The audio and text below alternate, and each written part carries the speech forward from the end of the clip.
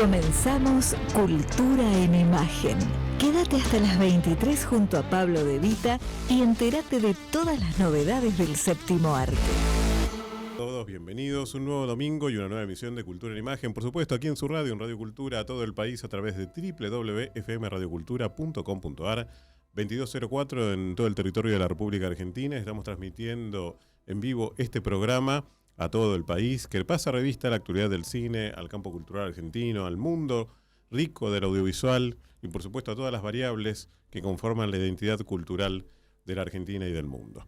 Estamos compartiendo este programa de la mano de Agustín Romero en la operación técnica, a quien le damos también la bienvenida en esta noche de domingo en Cultura en Imagen, y agradeciéndole además la gran transmisión que tuviera lugar aquí hace 7 días cuando pasamos revista en directo a la 97ª entrega, 97ª entrega, ya casi centenaria entrega de los premios de la Academia, de los premios Oscar, que compartimos con una mesa de especialistas y opiniones alrededor de lo que iba configurándose con respecto a los premios, a las probabilidades, a las estadísticas y también, por qué no, un poco a los deseos de lo que conformaba también la expectativa que genera siempre el minuto a minuto de la Academia.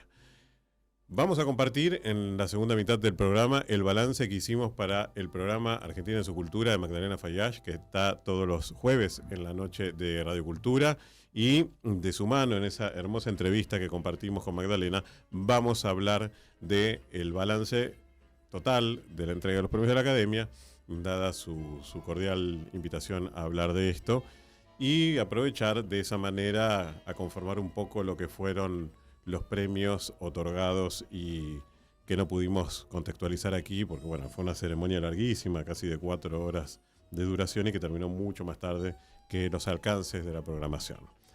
Pero ayer fue sábado, fue Día Internacional de la Mujer, y en el recuerdo de este programa también a todas las mujeres en su día y particularmente también a las mujeres que conformaron el trayecto de uno en la vida. Yo quiero saludar en esta vocación también a mi tía Amelia, y además hacerlo de la mano de lo que ha significado las mujeres del cine.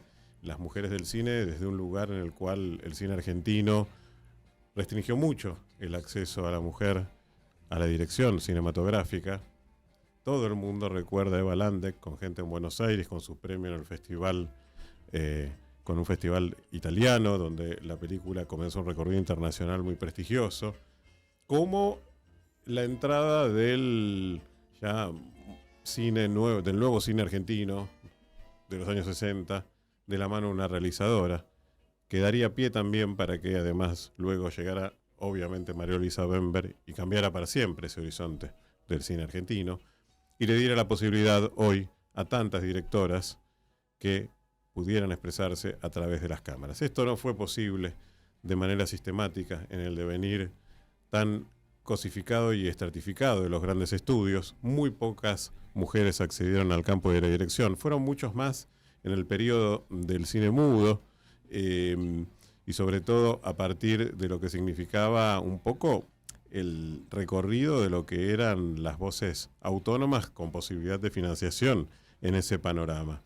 Yo quiero recordar, por ejemplo, lo que significaba Angélica García de García Mansilla en 1915, por supuesto Josefina Emilia Saleni, de quien se conserva El pañuelo de Clarita, uno de sus cortos realizados en la década del 20. También estuvo por allí, además de Sansilena, de Elizalde, también otra directora como María Bistoni de Celestini, una italiana que había también incursionado en el cine mudo argentino, como el caso de Antonieta Capurro de Renaud, que también intentó acercarse a la dirección cinematográfica, todo en un periodo mudo que configuraba también una etapa experimental del cine. No la experiencia que luego nos brindara, por supuesto, de una mano maestra y mucha más definitiva, la existencia de otras realizadoras más contundentes y más contemporáneas, pero sí desde el lugar en el cual uno puede intuir un modelo de experimentación con las texturas, los tratamientos, el uso del material fílmico, que después, Narcisa Hirsch convirtió realmente en una narrativa autónoma y propia y una manera de entender al cine también como arte. En el medio de todo eso estuvo Blas Talá, que hoy, por suerte, a través de un libro ha sido resignificada su paso en el cine argentino a partir de los únicos 2 largometrajes, Las Furias y Las Modelos, que dirigió en la época de los grandes estudios, pero que además, a partir del trabajo de Candela Bay y Martín Pereira, consiguió en Por Ser Mujer, ese libro que repasa esa filmografía, también un justo reconocimiento en el sitial de este devenir de las mujeres directoras del cine argentino.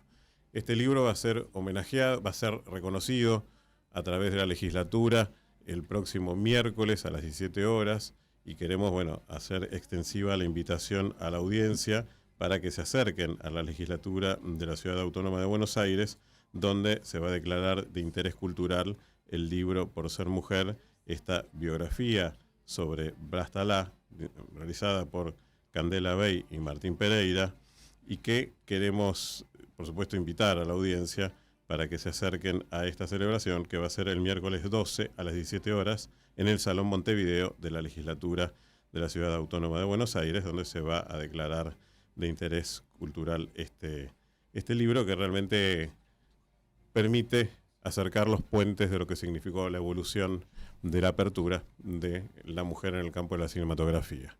Cinematografía que va a estar presente también a partir de una figura fundamental de la cultura argentina en esta primera etapa de este programa, en el primer bloque de este programa, que vamos a compartir después de la pausa musical correspondiente, y que nos permite también adentrarnos en lo que significa un panorama cultural de la ciudad de Buenos Aires, que parece ya de otra época, de otro siglo, de otro mundo directamente, otra galaxia, parece lo que se evoca en Después del Final, la película de Pablo César, que tuvo estreno el pasado jueves y que tenemos el gusto de compartir aquí en este espacio, la recomendación, la visita y también la entrevista. Pero todo eso va a tener lugar luego de esta pausa musical, que también evoca a esa figura de leyenda, a esa mujer que rompió los moldes del cine argentino, María Luisa Bember, de la mano de Nicola Piovani, y un momento musical de Eso no se habla.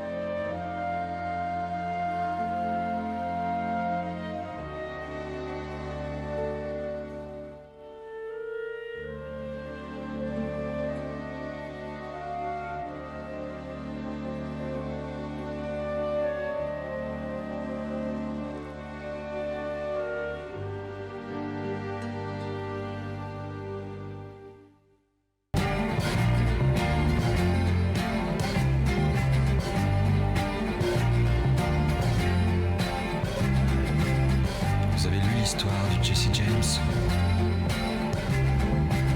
Comment il vécut, comment il est mort. Ça vous a plu, hein? Vous en demandez encore. Bueno, y después de este momento musical de la mano de Nicola Piovani, que visitó la Argentina, estuvo tocando en el Teatro Colón y además significa uno de los momentos sonoros más felices también del cine argentino a partir de su trabajo con María Luisa Bember en la película De Eso no se habla. Seguimos con Mujeres de la Historia. ¿Y qué historia vamos a traer hoy? a esta noche de Cultura en Imagen, porque tenemos la particularidad de tener dos grandes nombres unidos a través de un trabajo que tuvimos la oportunidad de ver en su estreno el pasado jueves en el Cine Patio Bullrich, una de las salas donde se está proyectando esta película.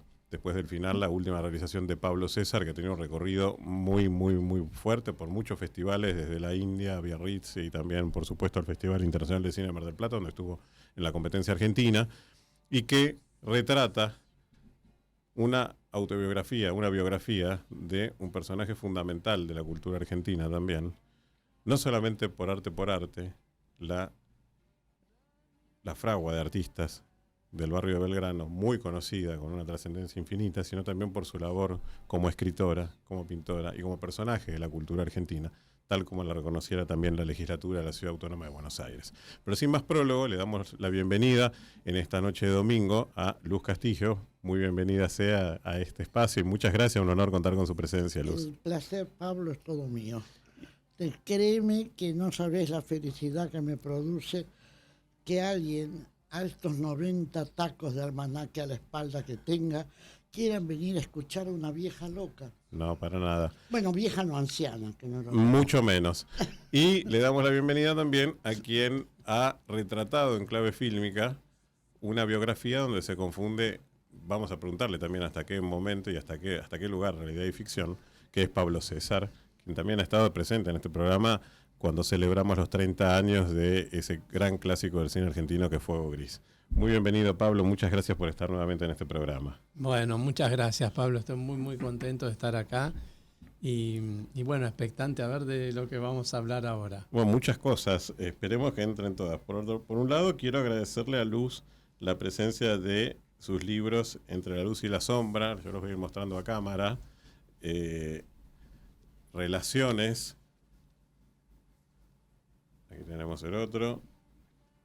Cortes de luz. Bueno, no es un título muy feliz para esta semana que pasó, pero vamos, suponemos claro que una adelantada. Pero va por otro lado, por supuesto, de la temática. Y este libro, que yo había tenido oportunidad de verlo, que es precioso, Lorca por Luz, que asimismo refiere a uno de los grandes amores platónicos de Luz Castillo, que ha sido Federico García Lorca, y que en buena medida también estructura el relato de la película, ¿no? Sí. Contanos un poco cómo surge ese amor por Lorca, de matriz familiar, me imagino, sí, también, sí, ¿no? Bueno, ante todo quiero saludar a tus oyentes. Un placer. Señores, es un placer enorme que ustedes me estén escuchando. Bueno, primero yo soy hija de un andaluz de Granada, coetáneo de Federico, ¿no es cierto? Uh-huh. Enamorado, librero encima que, así que enamorado de la cultura y de los libros. Y él me enseñó a leer a los 4 años y me llevaba a la Costanera Sur. La librería estaba en el barrio Español, Venezuela y Salta, ¿no es cierto? Íbamos a la Costanera Sur y él me enseñaba las 100 mejores poesías de la lengua castellana, diciendo un verso él y un verso yo. Uh-huh. Hola, hidalgos y escuderos. De mi alcurnia y mi blasón, mirad cómo bien nacido, de mi sangre y casa en pro, esta puerta se defiende, que no será vive Dios. Bueno, así aprendí a los 5 o 6 años las 100 mejores poesías de la lengua castellana. Bueno, y me regaló a los 7 años Borges. Uh-huh. Era mi cumpleaños, me regalaba siempre un libro, y me trae un libro y me dice, chavalita, te traigo acá un libro que en este país de descerebrado no se han dado cuenta que es un genio. Y mira que yo no le digo genio a cualquiera. No, papito, tú no. Bueno, es un genio. Me regaló Fervor de Buenos Aires. Nada menos. Bueno, por supuesto leía a Rosbecker, uh-huh, los hermanos Quintero, Pío Baroja, Quevedo, López, Calderón, Tirso, ¿para qué vamos a hablar, no? Bueno, Pérez Luis, Valera, Pronceda, pero a los 9 me dice, bueno, a ver si ahora te doy de uno de los míos, me hace así, ¿no? De los míos. Y yo le digo, ¿por qué de los tuyos? Porque es de mi tierra. y me regala Romancero Gitano de Federico García Lorca. Me dio vuelta la cabeza. Primero porque yo estaba por desarrollarme, me desarrollé a los 10 años, así que a los 9 estaba con todas las hormonas de la adolescencia. Y ese Romancero Gitano, no hay con qué darle. Sí, sí, puro erotismo, ¿no? Es la locura. Y entonces, a los 11 me dice, mucha literatura española y francesa, vamos a ver si te vamos a hacer algo interesante, te voy a dar un ruso, papiché, un ruso. Y me regaló Crimen y Castigo de Dostoyevsky. Y a los 12 me dijo, bueno, volvamos a la patria, y me regaló La rebelión de las masas de Ortega y Gasset. O sea que a él le debo toda mi pasión por la cultura, por los libros, fundamentalmente por la cultura, ¿no? Yo estoy absolutamente convencida que el hombre, la máxima aspiración del hombre es la libertad. Y que la única forma que tiene el hombre de ser libre es romper con las cadenas que significan la ignorancia. Así que civilización o barbarie, cultura o muerte. Para mí no hay otra. Y para Pablo César, ¿por qué hacer este registro desde un lugar fílmico? Y a los dos les pregunto, después de la respuesta de Pablo, ¿por qué esa autobiografía, Luz es Gloria y no es la propia Luz como personaje? Bueno, yo la conocí a Luz en el año 2020, en medio de una crisis mundial, y yo estaba viviendo en las sierras en Córdoba, a través de un amigo, Daniel Doura, que fue quien compuso la música de la película, quien un día me manda unos audios que ahora están en el libro Lorca por Luz, y yo me quedo impactado. Claro, por supuesto que le hablé a él de la música de él, pero lo que me había impactado era cómo recitaba ese ser, porque ni sabía ni cómo era físicamente, ni nadie, no sabía ni si tenía 70 años. Al principio dudé, dije, ¿es un hombre? No, después dije, no, es una mujer. Bueno, ella después lo explica. Y entonces le dije de todo a Daniel, le mandé varios mensajes, y después me dijo, no, quiero que la conozcas telefónicamente. Y así fue como después, bueno, ella siempre dice que recuerda de que se quedó un poco sorprendida de mis comentarios y me mandó al proctólogo, al neurólogo, al psiquiatra, no sé, bueno. El neurólogo, porque estoy convencido que estaba loco. Y al proctólogo, porque por la edad, viste, los problemas de próstata pueden ser muy serios.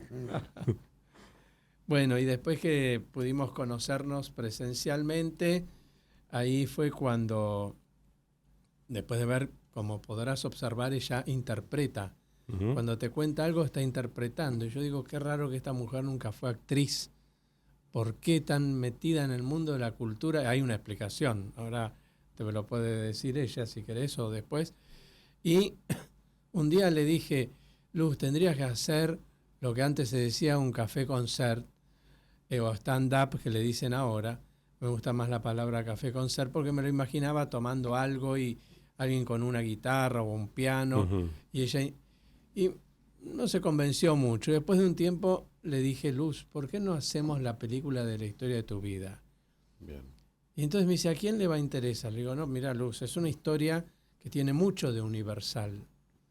Porque no va puntualmente a un hecho, sino que va a toda una vida donde mucha gente, más 40 diríamos hoy, se va a ir identificando con esos pasos que tiene la vida. Porque mucha gente que llega a la edad que llega a Luz, también están solos hoy, por una cuestión de generación, porque se le han ido, porque no son todos los que llegan a los 90 años. Son pocos. Mi tía tiene 94 o 93 y le pasa lo mismo.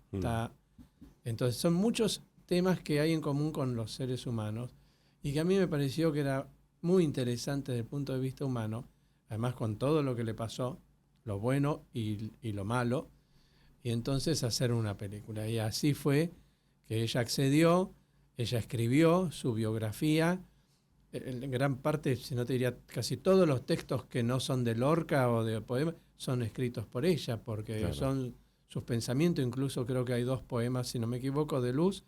Y después, por cierto, Jerónimo Tobes, con su talento y capacidad de guionista, armó un guión, le dio forma, estructura, armó las escenas basadas en los hechos reales, fuimos trabajando y conociendo a la familia de Luz como para tomar elementos Bien. de otras campanas y aceptado por ella, ¿no?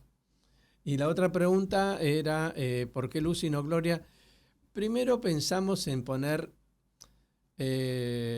inspirada en algunos hechos reales o algo así, ¿te acordás, Luz? Sí. Y después, y además Gloria es su segundo nombre, es su tercer nombre, ella es Luz María Gloria. Ajá. Y todos los más usan el segundo nombre.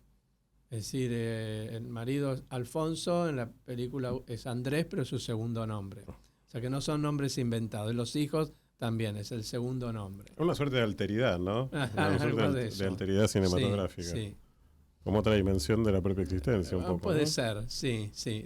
Uno de los hijos aparece de extra en un momento de la película. Sí, el otro no porque vive más arriba de un avión que de otras cosas. Pero bueno, y no sé, Luz, ¿querías agregar algo de lo que conté o de esto de...? No, bueno, cuando me lo propuso, yo lo miré y dije, mira, este muchacho, para mí un muchacho, claro, este muchacho parece normal, ¿no? Pero cómo se engaña a uno, ¿no? Pobrecito. Bueno, no fue al neurólogo, no fue al proctólogo, no fue nada de eso, hicimos la película. Yo creo que es una película es una película de autor, por lo pronto.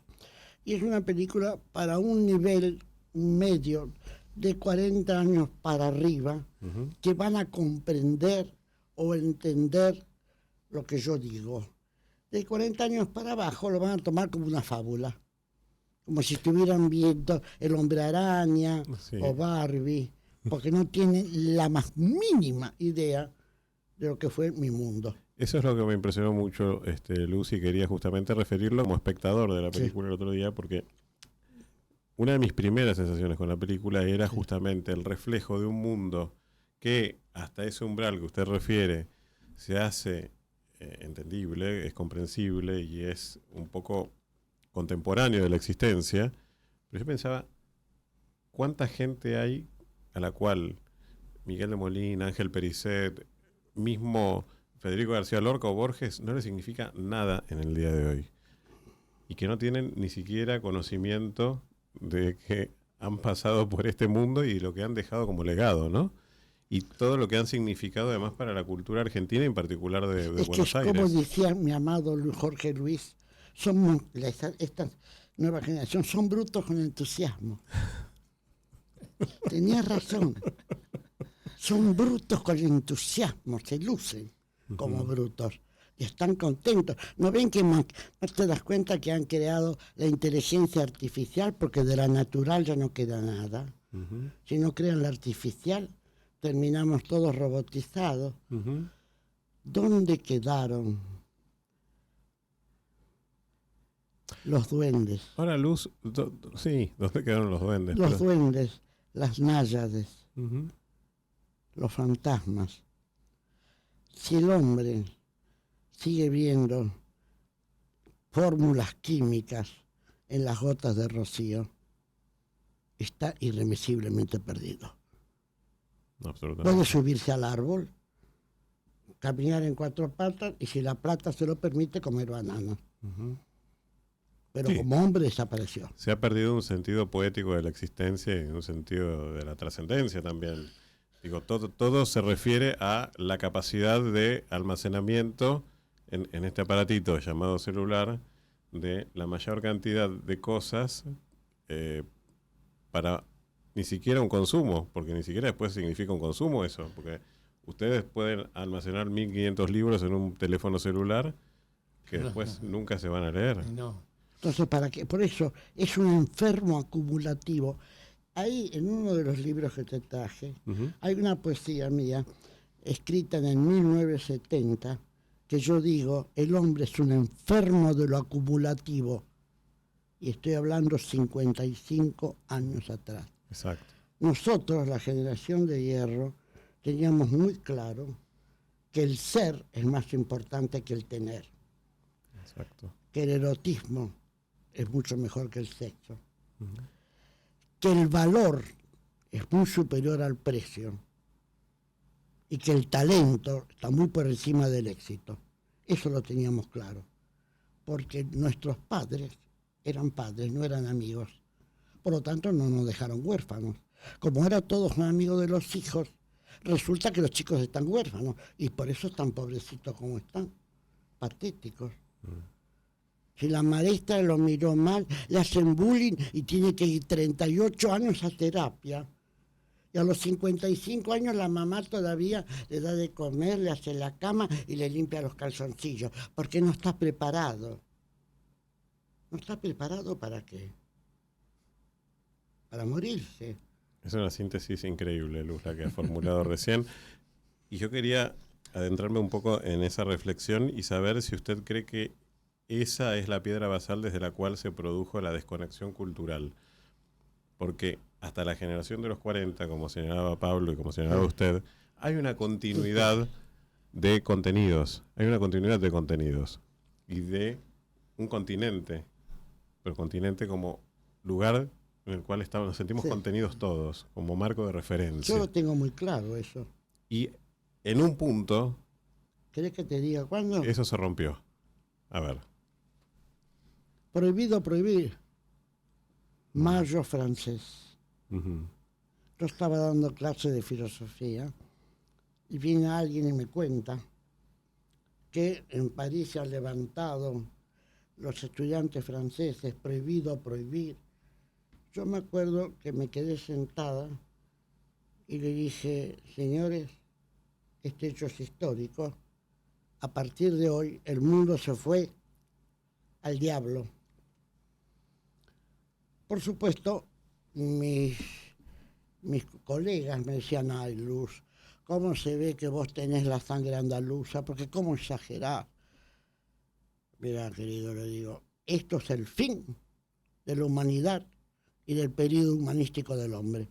Se corrió el telón y aparece de nuevo la selva. Yo estaba loca porque yo soy una exagerada. Bien, en el año 90 me preguntaban, che, pero ¿cómo te diste cuenta vos? Mira, tenías razón, loco. Yo nunca creí que ibas a tener razón, digo, ¿viste? Pero ¿cómo te diste cuenta? Muy simple, porque pensé, cosas que están en desuso. Hoy no se usa más, no se sabe. Pero por otro lado, los 60 dieron un umbral de pensamiento muy rico y muy diverso también. Sí, pero fíjate, prohibido prohibir.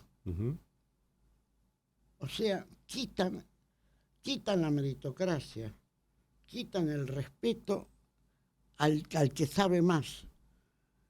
Y sobre todo, en los colegios se empieza a quitar, en Europa mucho después, pero acá, se quita lógica, se quita filosofía, se quita latín.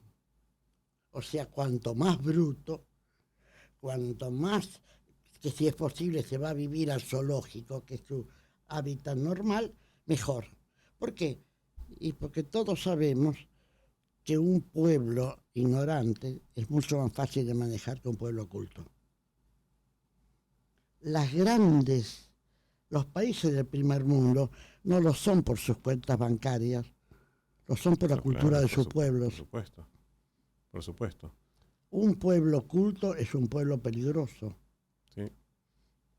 Pero sin embargo, esa matriz hoy la misma Europa también la encuentra en un lugar de retroceso muy marcado. Aunque el marco educativo desde el aspecto formal sea de una solidez que desde la Argentina envidiamos, ¿no? Pero digo, también se encuentran ante una crisis de ese modelo de representación. Se ha quitado la gente no entiende que el único, no hay otro, hasta ahora no se inventó. No sé qué puede pasar dentro de 1000 años o dentro de 10 años, no sé, yo ya no voy a estar. Pero el único camino que tiene el hombre para pensar es la duda. ya no se duda más, somos todos la oveja, el rebaño que va detrás, y no se preguntan nada, siguen al líder. Y cuanto más rebaño, cuanto más oveja, mejor. Rebelión de las masas. No sea cosa que lleguen, cuando decía Ortega, hay que enseñarles a dudar, y si es posible que duden de lo que dudan. Exactamente. Bueno, el arte en sí es un trabajo sobre la duda. El arte, hay un además proceso de ser, creación sí, donde la duda está presente. además es un exorcizar la muerte, ¿no? Además, sí. El hombre, nos guste o no nos guste, somos finitos. Y el hombre busca la infinitud, busca lo que no tenemos, ¿no? Y la única forma de trascender, de hacerse inmortal, entre comillas, de exorcizar la muerte, es la creación artística. Y en ese sentido, Pablo César quería saber por qué, desde mi modo, de mi humilde entender, el relato va tomando un entendimiento circular del tiempo. Porque existe un trabajo en el comienzo mucho más lineal en cuanto al tratamiento del antes y el después, y después se va mezclando un poco ese concepto, y hay una circularidad del tiempo en un punto. Y quería saber un poco por qué considerabas ese carácter circular del tiempo, que me parece que también se relaciona con otras películas tuyas, ¿no? Sí, eso te iba a decir. Está presente en algunas películas mías, en algunas películas tal vez mucho menos convencionales que esta película, que tampoco lo es, pero tiene un poco más de acercamiento al público, como por ejemplo Unicornio, el Jardín de las Frutas. Hay una secuencia de una caravana que nunca llega a ninguna parte y todo se repite 3 veces. Una cuestión también de esa infinitud del tiempo y de la repetición. En este caso pienso que lo que da esa sensación también es esa instancia en que se la ve a Luz, Gloria, preparándose para todo esto que le viene, la lucha con el duende, que son los momentos que está en un camarín, que son cuando se encuentra con los muertos. Se encuentra con su tía Ángeles, que es más joven que ella, lógicamente, porque murió a esa edad. Que se encuentra con su hermano Tulio, que se encuentra con el padrino, que tiene la misma edad, digamos, que aparece en la película cuando ella era una niña. O sea, es el recuerdo de lo que tuvo de su padrino. Y también para que el espectador lo pueda encontrar e identificar. Y eso yo creo que le va dando esa circularidad, como que vuelve todo el tiempo a la preparación, y en medio de todo eso es esa espiral o circularidad que tiene la película, porque en definitiva va siendo como una espiral porque va avanzando. El pasado empieza en 1937 con la muerte de la madre, pero siempre vamos creciendo en el tiempo, nos vamos para atrás. Una vez que llegamos al 50, nos vamos al 40. Y que tiene que ver con replantearse estos puntos en común que tenemos cada tantos años, que nos podemos plantear: la muerte, nuestra existencia, el ansia de la inmortalidad o de no ser finitos, como decía Luz muy bien recién, a través del arte. Yo mismo me he planteado si a partir de los hechos dolorosos que tuve en mi infancia, una muerte trágica de mi padre a los 5 años, todo eso no potenció mi orientación hacia el arte, y empecé a dibujar, a hacer historietas, dibujos, hasta no sé si te acordás, un cinegraph que había en la maquinita. Sí, claro. Yo tengo las tiritas todavía de una historieta que había hecho en el cinegraph, una película. Esa fue mi primera película y la tengo todavía en papel. Es decir, potenciar eso, es decir, no, esto no quiero que muera, porque esto se murió, se me fue. Mi padre, ese estado, como lo dice Luz también en la película, ese estado de felicidad plena que yo tenía con mi padre y mi madre, se rompió. Claro. Nunca más. Entonces tal vez eso potenció mi necesidad de hacer algo que pueda durar más allá de eso que fue tan corto. Es una ilusión, porque mañana se queman los rollos, y se pierde la película o se cae en la nube. Algún día va a pasar todo eso dentro Claro. de cierta cantidad Ahora, de les años. pregunto a ambos como creadores, está muy bien ese anhelo de inmortalidad que existe a través del arte, pero a su vez, en el momento de la creación artística, ¿no sienten un poco que vuelven a ese estadio de felicidad perdida que estaban añorando en el momento, por ejemplo, en el cual recordabas ese instante quebrado en la Sí. escena íntima de tu familia? Sí, yo creo que sí. Yo creo que efectivamente uno justamente deja inmortalizado ese momento de creatividad, Ujú. de éxtasis, Ujú. porque es un verdadero éxtasis. Y a Ujú. partir de ahí queda para siempre, ilusoriamente para siempre. Sí. Ujú. Bueno, en mi caso, lo de la felicidad son chispazos. A mí lo que me interesa es la paz interior, Mm. la maravilla de la soledad, del hablar consigo mismo, esa charla entre yo y mí. El poder realizar lo que yo creo, tenía razón ese viejito molestón y sinvergüenza, que para callarle la boca le dio un cicuta. Ese tal Sócrates del mundo griego, del ágora, que decía, conócete a ti mismo.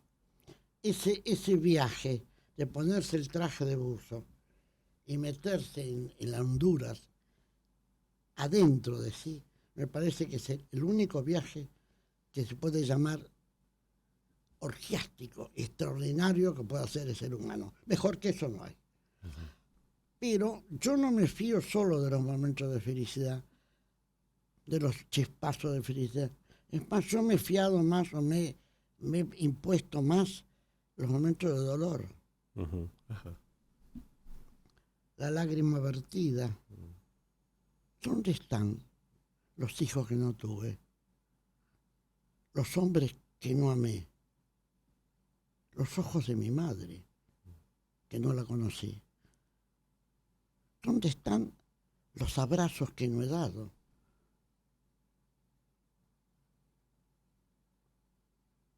Eso es lo que a mí me mueve.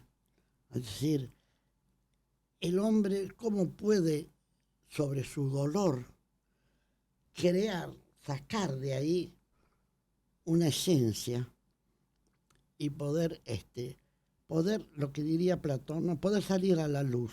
Ujú. Porque yo me acuerdo que Platón decía que está bien que un niño le tema a la oscuridad. Lo realmente grave es que los hombres le teman a la luz. Bueno, Ujú. ese salir de la oscuridad, salir a la luz. Y en ese mundo, digamos, de la caverna, El mundo de la caverna. ¿es más difícil y más doloroso cuando se logra salir de la caverna y uno ve que hay tanta gente pugnando por entrar? ¿Cómo lo vive hoy? Cuando uno sale de la caverna, primero estás nubilado. Venís ciego y hay que empezar a ver. Ujú. Y empezar a ver no es fácil, porque es mucho más fácil creer en las sombras que pasan a través de la pared.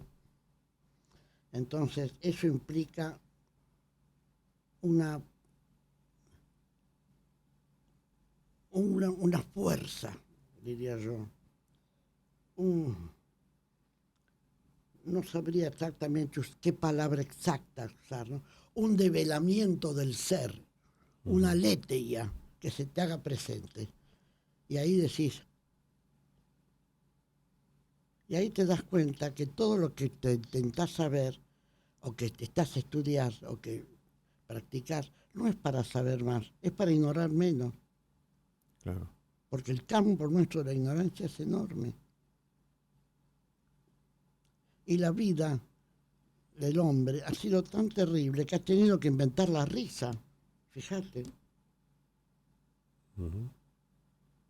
uno se ríe, pero hubo que inventarla, ¿eh? O sea, no es pececitos de colores. Bueno, hay quien vive como pececitos de colores. Bueno, está bien, yo los respeto, pero conmigo no tienen, para decirlo como en Andalucía, conmigo no tienen nada que ver. No, nada que ver. No, yo soy mediterránea, blanco y negro, me cuestan los grises, los acepto por racionalmente, pero me cuesta.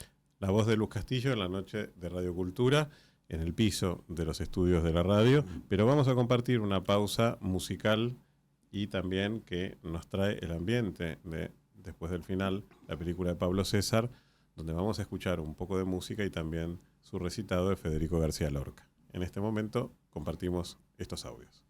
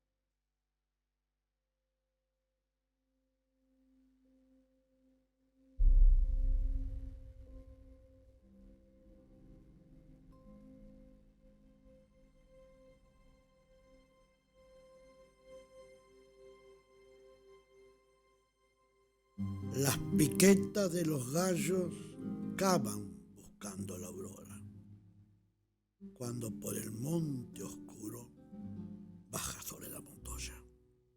Cobre amarillo su carne, huele a caballo y a sombra.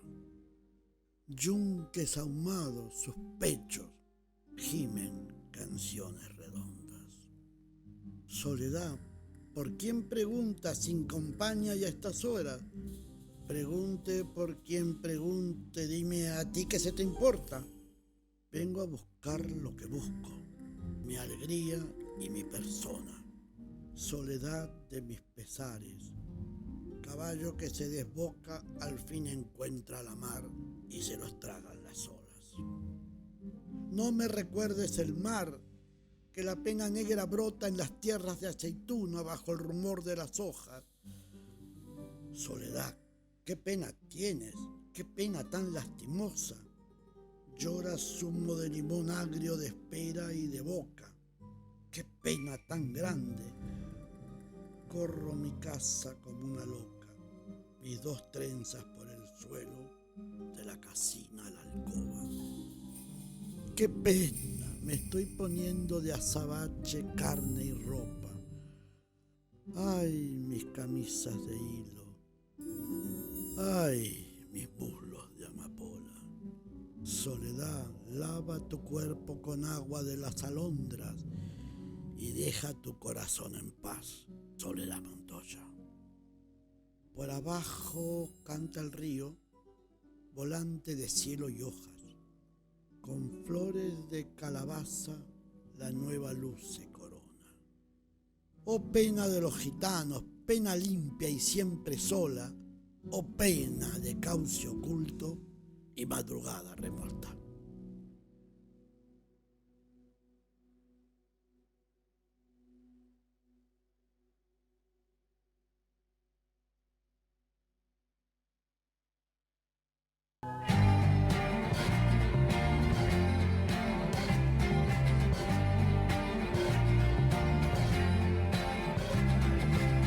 Vous avez lu l'histoire de Jesse James? Comment a-t-il vécu?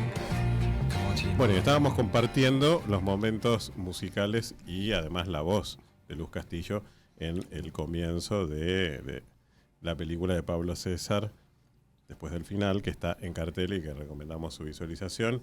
Y además Pablo ha participado del libro India-Argentina, 75 años de relaciones diplomáticas, que también tenemos el gusto de compartir aquí en la Noche de Cultura en Imagen, porque bueno, él ha hecho una película preciosa sobre el encuentro de Tagore y Victorio Campo, y también se hace referencia en este libro de esa película y otra más también, ¿no? Tengo entendido. Sí, Unicornio, el jardín de las frutas, que fue del año 96.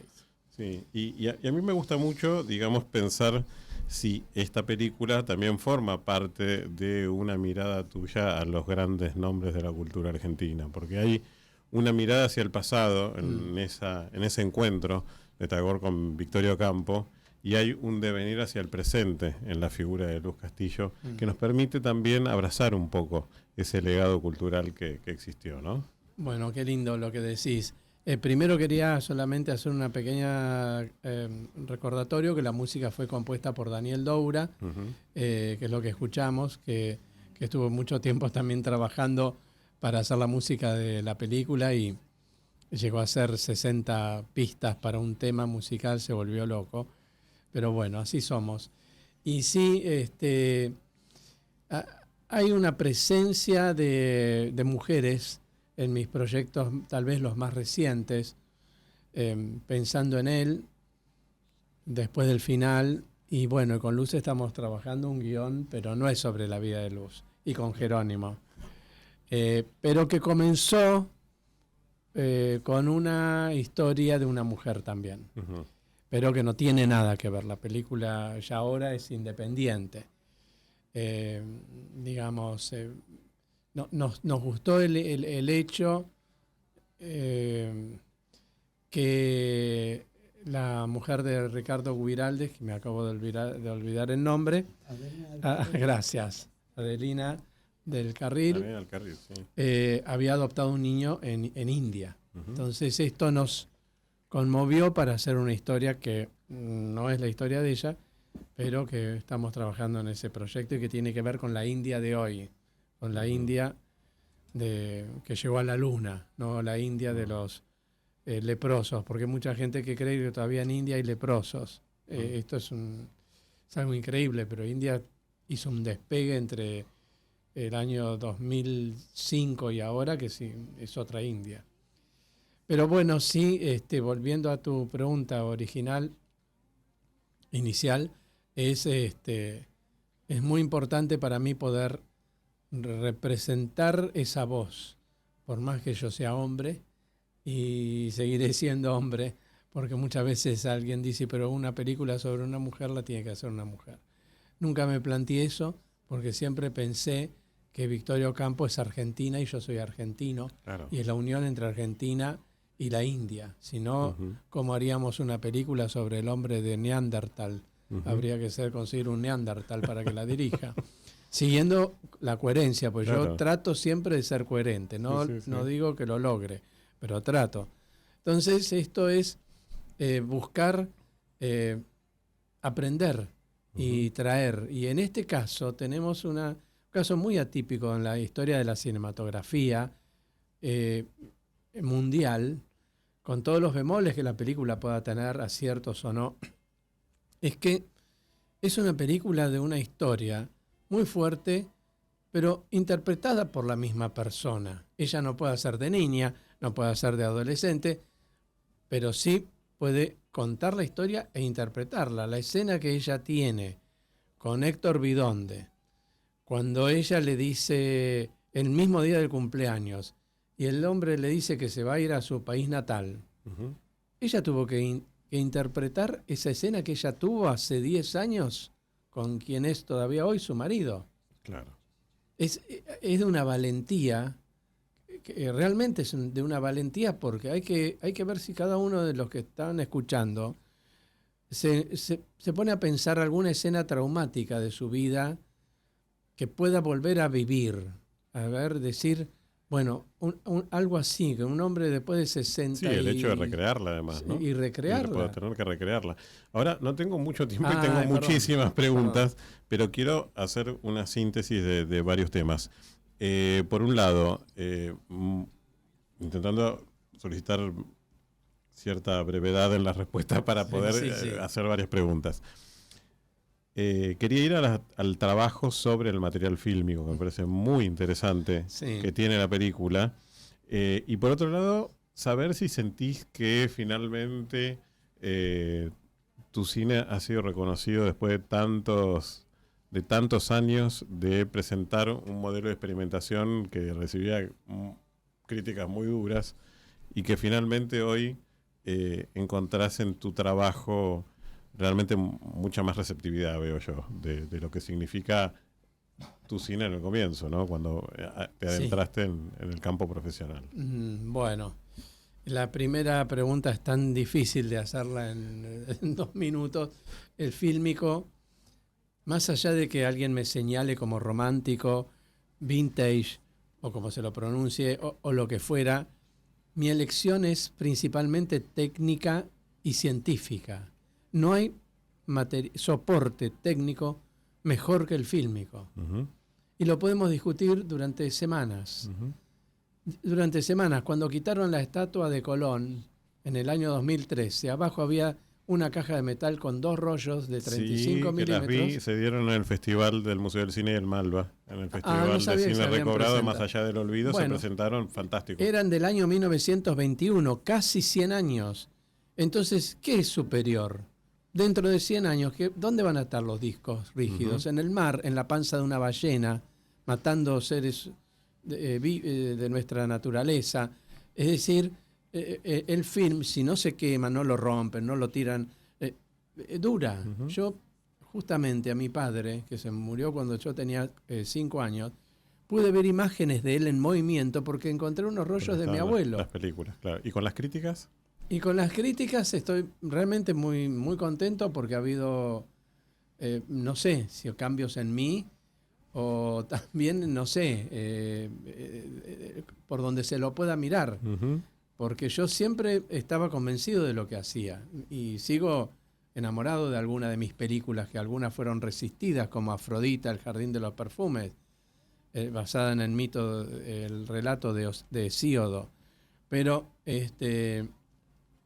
siento que tal vez he tenido, con el tiempo y la entrada en la tercera edad próxima, un acercamiento un poco más, y eso ha permitido un diálogo distinto. Luz, ¿qué podemos decir del duende lorquiano? Bueno, el duende lorquiano, la palabra duende es del idioma castellano, ¿no? Y estaba un día en Granada, en un tablao, donde saben lo que es un tablao, ¿no? Supongo, donde se canta cantejondo, Claro. que es como ir a misa, ¿no? Nadie habla, todos escuchan, que todos están en silencio y realmente en comunión, ¿no? Y estaba Pastora Pavón, la niña de los peines, cantando. Y cantaba con esa extraordinaria voz. Y entonces se levanta un señor, cualquiera que estaba ahí, levanta una copa y dice, ¡Viva París! Y se vuelve a sentar. Entonces la gente le dice, ¿cómo que viva París? ¿Pero qué tiene que ver París con la niña de los peines? Este hombre está chalado, está en majareta perdido. Y entonces él le dice a ella, ¿y qué tal si dejas la escuela y cantan con los ovarios? Y ella toma una caña muy fuerte y empieza a cantar las famosas peteneras. Lorca se levanta, Federico, y dice, eso es duende. Y de ahí nació la palabra, el sentido de la palabra duende aplicado a esto, porque la palabra duende existía, ¿no? Por supuesto. Claro. Ese es el origen de la palabra duende, en Lorca.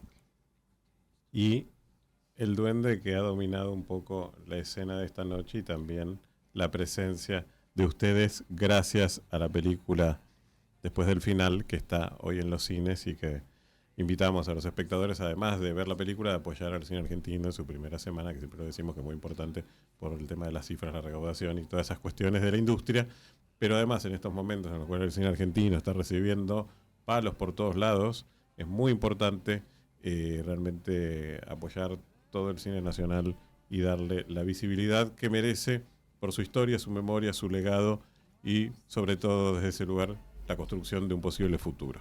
Lamentablemente no tengo más tiempo, aunque no lo crean, hemos estado 1 hora de programa compartiendo y brindando, y quiero agradecerle también a nuestros amigos auspiciantes de la Cava Weinstein, Rodríguez Peña 1515, donde usted puede conseguir los vinos de autor, y estamos brindando con un Finca Gabriel por la película y el estreno, y sobre todo por la presencia de Luz Castillo en este programa, que nos ha emocionado muchísimo. Lamentamos no tener realmente un programa de 2 o 3 horas para extender un poco los contenidos de lo que hemos hilvanado. Ustedes tienen una paciencia. Yo estoy admirada, la paciencia que han tenido para escuchar a esta anciana. Nos ha encantado escucharte y te estaríamos escuchando 4 horas más, pero lamentablemente nos tenemos que ir del aire. No hagas que la gente se suicide. No, lo que voy a hacer es invitarle al cine por todo lo que quedó en el tintero, que pueden descubrirlo, intuirlo y celebrarlo a partir de Después del Final. La película que está en el nombre de la Pata Bullrich, pero hay varias salas más, ¿no? 20 salas. Flores, Caballito, bueno, además está en el Gomón, está en el Showcase Norte y en el interior. Y mañana nos confirman 8 salas más en principio, pero en el interior. Ah, excelente. Así que vamos a ver si quedamos también, así que en las que estamos, que son 12. Ojalá. Así que bueno, ojalá. Sí, bueno, y entonces con esta recomendación, este recuerdo y este saludo, hacemos una pausa. Y luego vamos a compartir la entrevista y el balance ya fuera de programa, pero hicimos un programa especial y agradecemos a la radio que nos permite extendernos un poco sobre la música, con referencia al balance de los Oscars de la mano de Magdalena Fayash y el programa Argentina en su Cultura, con el cual hemos compartido. Desde este lugar agradecemos fundamentalmente la presencia de ustedes, les agradecemos profundamente. Pablo César, nuevamente gracias por estar aquí presente. Luz Castillo, realmente un honor tenerte en el Cultura o muerte. Me encanta. Es un poco fuerte para una radio que se llama Radio Cultura, pero bueno, es un eslogan bastante duro. Acá usamos porque todo es cultura. Somos radio porque todo es cultura y todo es cultura. Entonces intentamos desde ese lugar aproximar lo que significan las vertientes de la curiosidad humana. Vamos a una pausa y continuamos en este programa denominado Cultura en Imagen.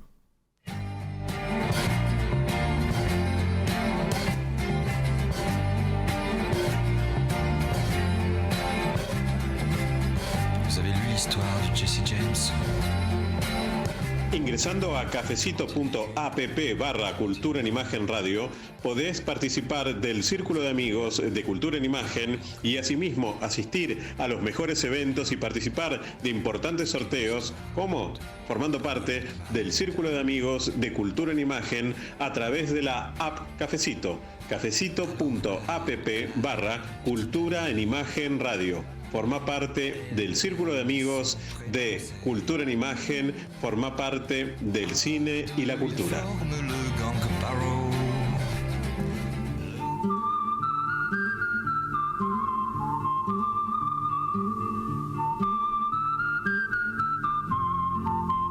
Hola, buenas noches. Bueno, una alegría que puedan contar con la Cava Wine Store, una tienda de vinos de autor, donde van a poder encontrar variedades de distintas bodegas, distintos terroirs y distintas zonas.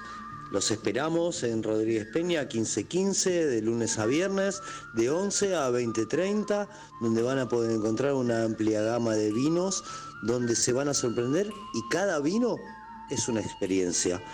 Mencionando la radio van a poder encontrar una gran promoción. Los esperamos, un abrazo grande, gracias, abrazo. En la familia Agustino ya tenemos más de 300.000 seguidores. Hasta las 23 estamos compartiendo Argentina en su cultura con Magdalena Fayaz.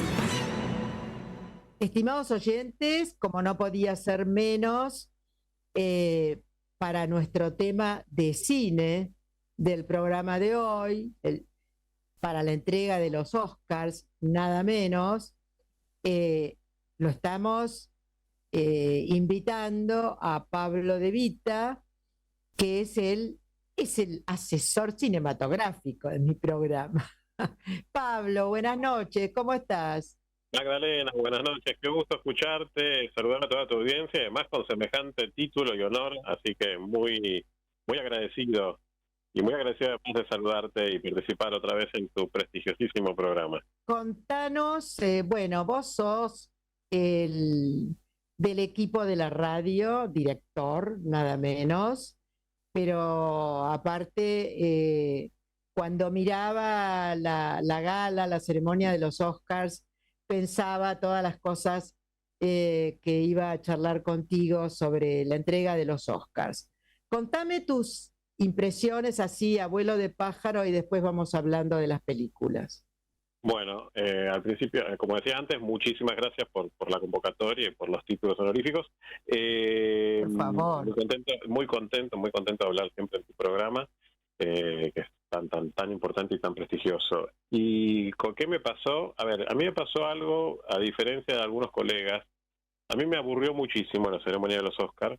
Por empezar, porque me pareció muy larga, una ceremonia que casi duró 4 horas, porque no duró más de 3 horas y media, terminó cerca de la 1 de la mañana.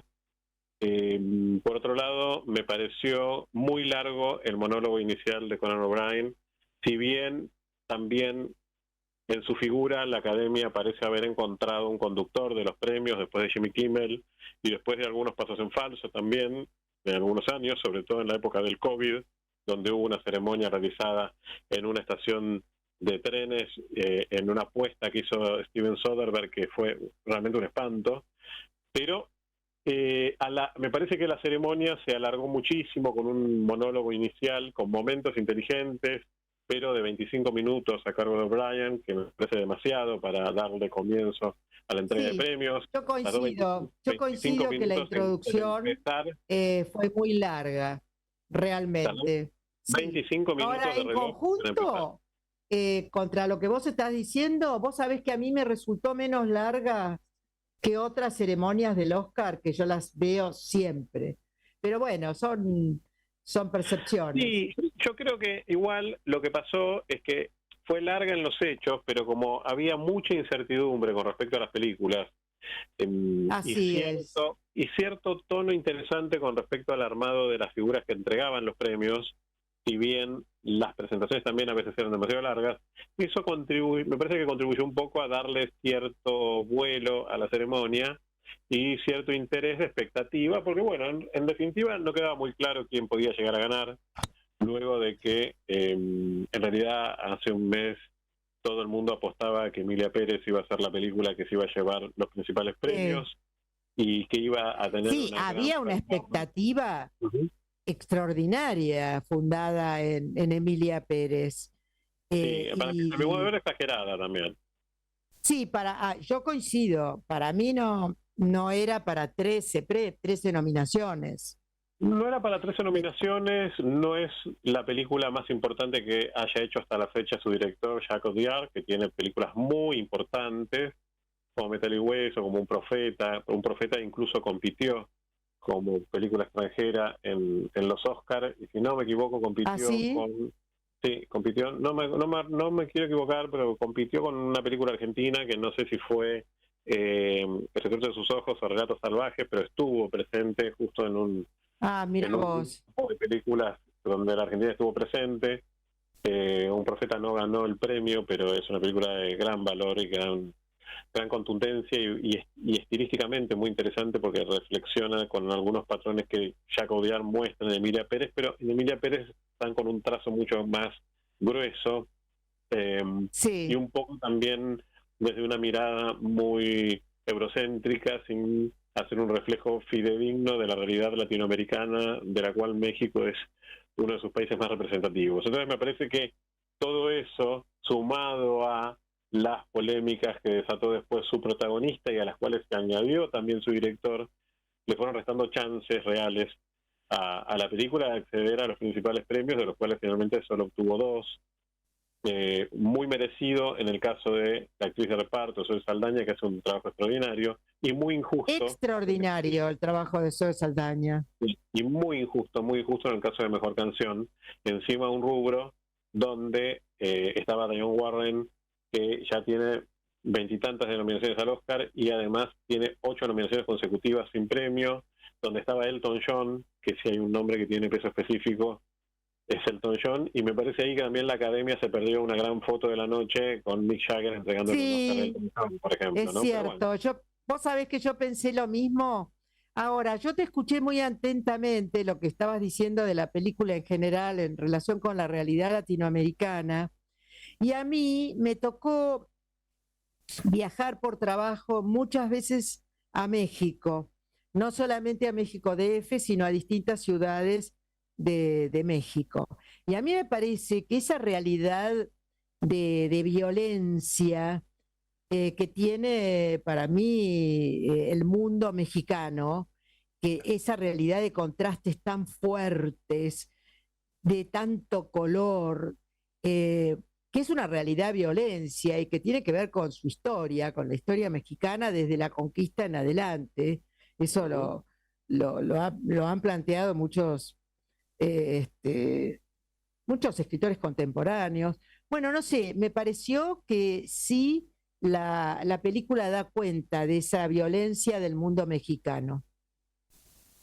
Sí, pero bueno, debe ser un lugar muy estetizante y sobre todo demasiado ajeno a las características propias de México.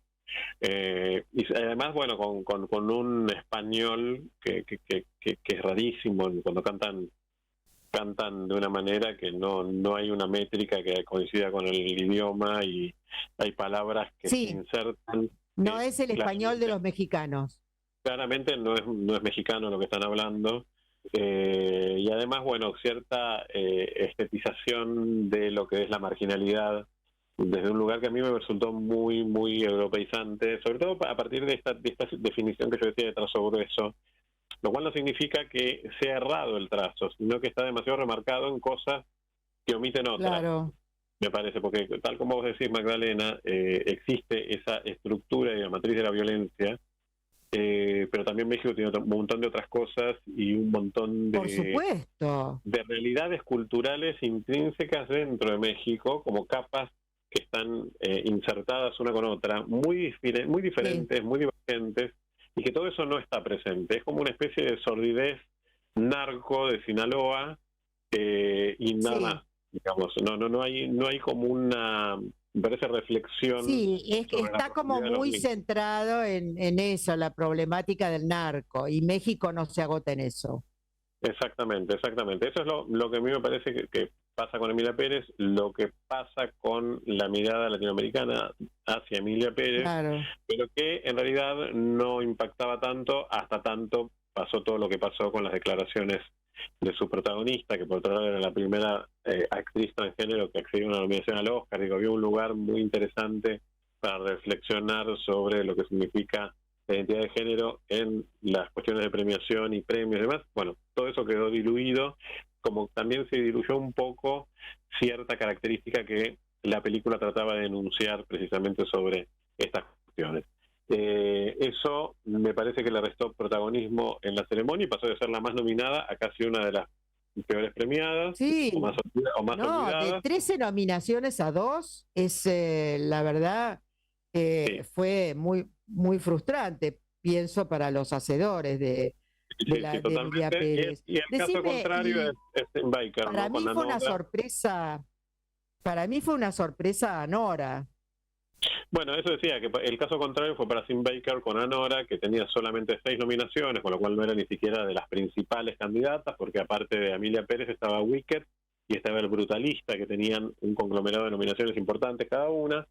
Anora venía mucho más atrás en la cantidad de nominaciones, solo 6, de las cuales termina ganando 5, y de esos 5, 4 premios corresponden exclusivamente a su director, que también es montajista y que también es guionista. Entonces, digo, se da una particularidad muy singular con respecto a el recorrido que tiene Anora, que igualmente no olvidemos algo muy importante, de Baker. Ganó la Palma de Oro en el Festival de Cannes. Anora venía con un background muy importante desde el lugar de lo que significa el cine como hecho artístico. Pero Hollywood sabemos que no se define desde el lugar del cine como hecho artístico, sino como el cine como hecho industrial, con lo cual era más difícil que ganara Anora. Pero yo creo que gana a partir de cierta ausencia que tiene Hollywood en este momento de conseguir productos industriales de aceptación mayoritaria, de aceptación para mayorías, que tengan una sustancia donde también conviva lo artístico. ¿Cómo supo tener el cine norteamericano en los 90, en los 80, en los 70, con tantas increíbles películas que eran grandes sucesos de taquilla y además grandes películas en su materia artística? Y que venían algunas desde la producción independiente, como podía ser El Padrino, pero digo, existía una cantidad de material, incluso sin irme tan lejos allá en el tiempo. Supo estar, no sé, Conduciendo a Miss Daisy, supo estar Buenos Días Vietnam, supo estar Rayman, películas que estaban en un lugar meridional de lo que significa, digamos, la producción. No eran películas de enorme presupuesto, pero sí que sabían combinar el hecho industrial con su lanzamiento, su promoción, su lugar en la industria, con ciertas características artísticas por la historia, el director, el tratamiento que tenían, o los actores. ¿Y qué opinás, Pablo, qué opinás del Brutalista? Yo creo que es una gran película, El Brutalista, no tengo dudas. Y a mí, yo lo único que me pareció es que le sobran minutos, pero a mí me pareció una gran película. Es una película muy larga, dura casi 3 horas, pero es una película que reflexiona y me parece muy interesante, sobre todo en este contexto del mundo, que vuelva a poner sobre el tapete ciertas cuestiones que son muy importantes de tener en conciencia, en un mundo que se desgaja en hechos de discriminación de cualquier clase, de cualquier tipo, en un mundo que se desgaja en cuanto al exceso de los fundamentalismos, de los ultranacionalismos, de una mirada en la cual siempre el otro es un problema y un peligro. Me parece muy interesante una película como El Brutalista que esté presente dentro de lo que significa este concierto de nominaciones, y aparte que es una gran película. A ver, si yo tengo que elegir de todas las películas nominadas de un Oscar, que sinceramente me parece menor en el sentido de que probablemente dentro de 5 años nadie se acuerde cuáles eran las películas que estaban nominadas en los Oscars, no va a pasar como Titanic, como Gladiador, como Nacido el 4 de julio, como Danza con Lobos. Digo, hay un montón de películas como Buenos Muchachos, que son películas que uno se acuerda que estuvieron en los Oscar y están en la memoria. Bueno, eso no creo que esas pase. Esas películas son eternas, las que nombraste. Sí, eso no creo que pase con estos Oscars, pero sí, si tengo que incluir en el tándem de las muy buenas películas, yo incluyo Anora, que es una película ya vista, pero hecha con mucha creatividad, mucha solvencia y mucha inteligencia. Incluyo El Brutalista, incluyo también, por supuesto, la película de Walter Salles, que me parece una película fundamental. Sí, eso te iba a decir, que no nos podemos olvidar de la película de Walter Salles, que es una joyita. Es una gran película de un gran director, por otro lado. Claro.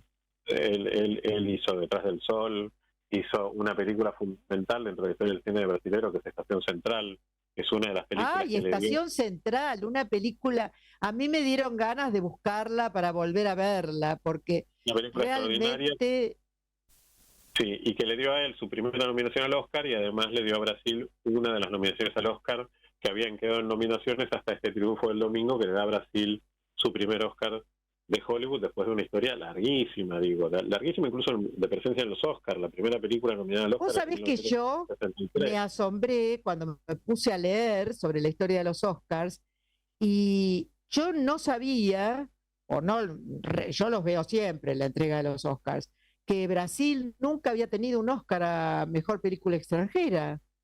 No, había tenido una larga historia en las nominaciones desde 1963. Claro, pero no había llegado. Uno de los países junto a México que estuvieron presentes de manera muy anticipada en el universo de Hollywood, desde el lugar latino, pero al igual que México, tardaron mucho en conseguir la estatuilla como mejor película extranjera o mejor película internacional. A México le pasó exactamente igual, y es un caso muy singular que se da en este contexto sudamericano además, y me parece fundamental, sobre todo como reivindicación de la industria del cine latinoamericano en su conjunto, particularmente de la producción de Walter Salles, que es un enorme director con una filmografía siempre muy interesante para revisitar, y además por los valores mismos que tiene la película, que además tenía la nominación a esa descomunal Fernanda Torres. Ay, sí, Fernanda Torres, me pareció, pero memorable. Sí, y aparte yo creo que hay algo muy emocionante, muy emotivo, ¿no? En la película, del mismo personaje, actúa Fernando Torres y Fernanda Montenegro. Fernanda Montenegro hace el mismo papel en la ancianidad, que son además madre e hija, y además... Sí, lo leí, actrices, no lo sabía cuando vi la película, pero lo leí. Las dos actrices han estado nominadas por Brasil como mejores actrices. En el caso de Fernanda Montenegro, fue nominada en el momento en el cual Estación Central tuvo su nominación al Oscar, porque era su protagonista, y en este caso Fernanda Torres tiene el mismo honor de estar nominada en los premios de la Academia, que para mí tendría que haber ganado ella en esta 97ª entrega, ¿no? Pero es muy interesante. Yo también, vos sabés que yo pensé que Fernanda Torres era una candidata para ganar el protagónico femenino. Sí, yo en realidad pensé que no iba a ganar nunca, pero que lo merecía en realidad. Claro, bueno, en realidad que tenés razón. Siempre pensé que iba a ganar Demi Moore, por todo lo que había sido la previa de recorrido hacia el Oscar, y la presencia que tenía Demi Moore y que tiene Demi Moore en la industria cinematográfica en Claro, Hollywood. eso te iba a decir, que el personaje de Demi Moore, yo esa película no la vi todavía, pero vino muy precedida por comentarios y notas sobre el tema, sobre la película, etcétera. Sí, se habló mucho de esta película. Cuando se va desinflando el casi seguro Oscar de Carla Sofía Gascón por Emilia Pérez, a partir de la polémica, en el rubro de mejor actriz no quedaban grandes candidatas, porque bueno, estaba Cynthia Erivo, que era por Wicked, que es un papel del universo de fantasía que está muy bien y lo consigue extraordinariamente, pero que no tiene un vuelo muy importante como para trascender a semejante premio. Estaba Fernanda Torres, la mejor de todas, pero sabemos que Hollywood es bastante reacio a premiar intérpretes extranjeros y sobre todo cuando no realizan papeles hablados en lengua inglesa.